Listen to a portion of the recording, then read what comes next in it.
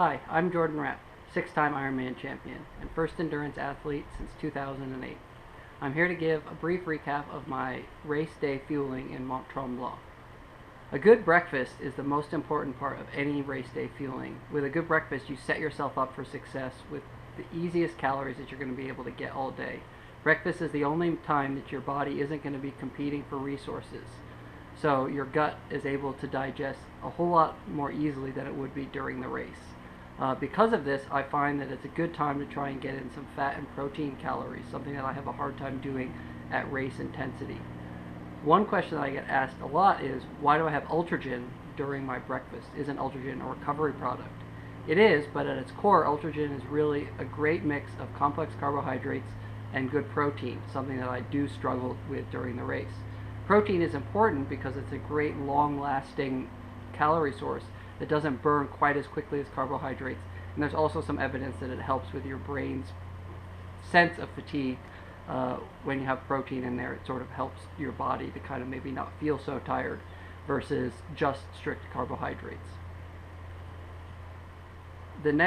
Once I have my breakfast in, that's basically it until I'm actually going to get on to the race day. The only thing that I consume in between breakfast and race day is I do have some pre-race. I don't actually ever train with caffeine.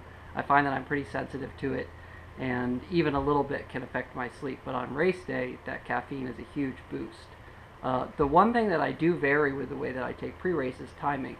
I've never taken more than one scoop. Well, I have, but it didn't work out all that well during a race.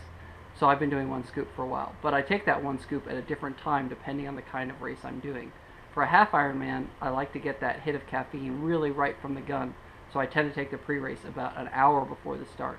But for an Ironman, I want it to hit me a little bit later, so I take it maybe 20 or 30 minutes before the start, so that ideally once you sort of hit that first turn buoy and the group starts to get stretched out or blown apart, that's when you get this kind of boost, a second wind that can help you make that group if you're on the verge of getting dropped. Once I'm out of the water, I'm onto my bike, and that's where I really start to set up my whole day for success. Breakfast sets you up for the swim and I think the beginning of the bike, but then the beginning of the bike really carries you through the whole rest of the day. EFS Pro has made a big difference here. Because of the new carbohydrate starch called amylopectin, you can either get more calories at an equivalent osmolarity to the old EFS, or you can get the equivalent number of calories at a lower osmolarity. All of this makes digestion a lot easier. I tend to use EFS Pro in both ways. Early on in the bike, I mix it a little bit stronger so that I can front-end load my calories. I mix 8 scoops in a 24-ounce bottle, and I have 2 of those on my bike. So each of those is 320 calories, and I aim to get both of those in within about the first 90 minutes on the bike.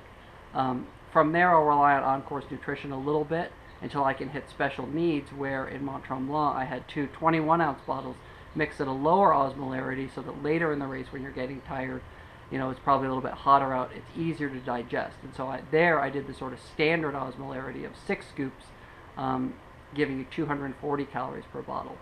To make up the difference, because I try to get about 400 calories in an hour, some of that is on-course nutrition, but I also have an aero bottle that I load up with a really high concentration, and I just mix that with water that I grab on course.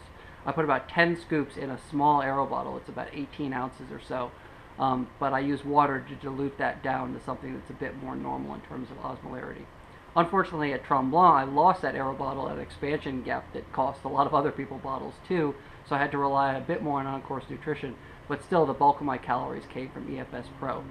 I think that with something like EFS Pro and a really solid nutrition plan, you can feel confident in making some adaptations. I didn't panic when I lost my aero bottle. Ironman does a great job of giving good nutrition on course. I don't think it's as good as EFS Pro, but I also don't worry about having to make some small adaptations on the fly. Once I'm on the run, I like to just rely on on-course nutrition. Some people can deal with running with a belt or a hand flask, but for me that just always seems to kind of break my rhythm a little bit. A hand flask works okay, but it only carries so little that it just doesn't seem worth it to me. I also know that the bike is really where you kind of make or break, and I know that with the majority of my calories coming from EFS Pro on the bike, that I'm ahead of the game, and so I've got some margin to work with. So really it's just all about grab and go at the aid stations and getting in as much as you can of whatever's out there.